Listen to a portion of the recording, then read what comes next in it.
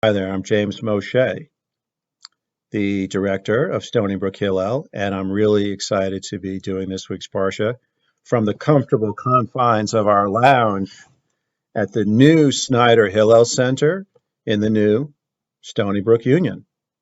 It is beautiful, and I can't wait to see you here, one or two at a time, and I will explain. This week's Parsha, Ki Tetzei, has a unique distinction. It has the most mitzvot, 74 commandments or laws of any parsha in the entire Torah. That's over 10% of the 613 mitzvot packed into one parasha. But do we really need so many mitzvot? As my Uncle Meyer used to say as he bit into his BLT sandwich, isn't it enough to be a good person?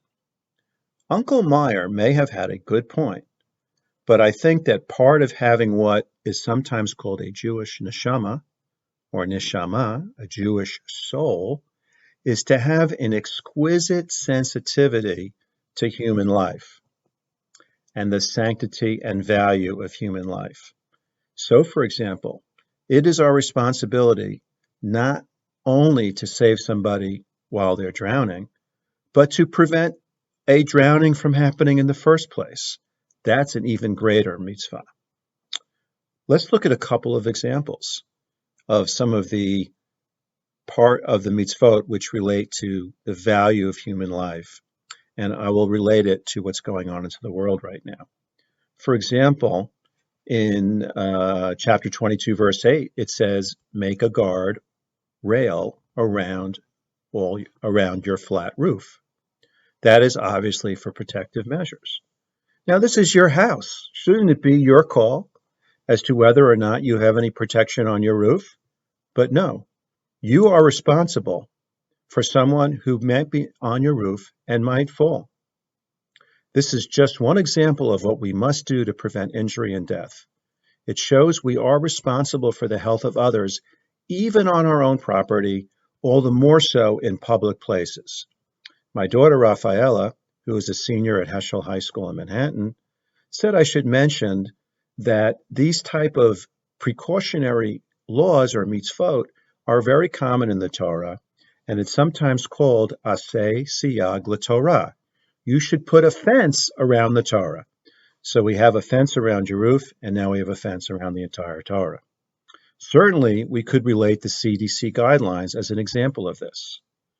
Wearing a wearing a mask is like putting a fence around your face to prevent your harming another person, as well as protecting yourself at the same time.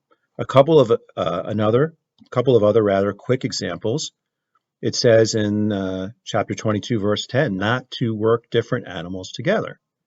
It further says in chapter 23, verse 13, to prepare latrines outside the camp. Now, we may not love to talk about that particular subject, but it shows there was a sanitation system in place, even in ancient times, to protect from disease. You might say, James, isn't this common sense? But we see from the way COVID has unfortunately been politicized that we can't take common sense for granted.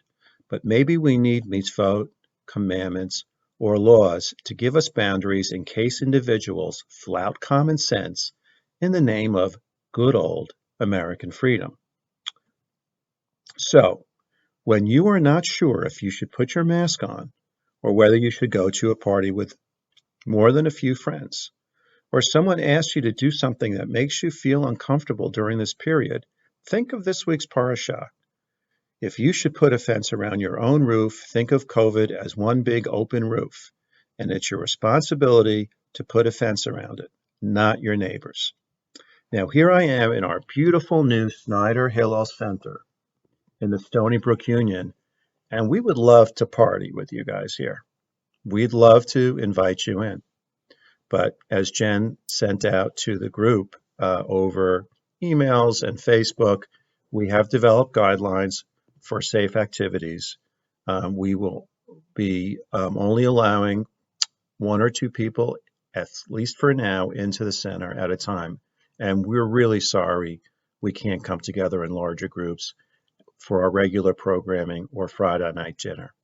But our hearts are wide open to all of our students 24 hours a day. If you want to reach out to us, we will continue to meet with you and talk to you one-on-one, etc. And we'll have activities on Zoom. And we have some incredible staff on the way, a new Israel fellow, and hopefully soon a new Jewish life coordinator. May we know of no further sickness or racial injustice and have a peaceful Shabbat. Shabbat Shalom.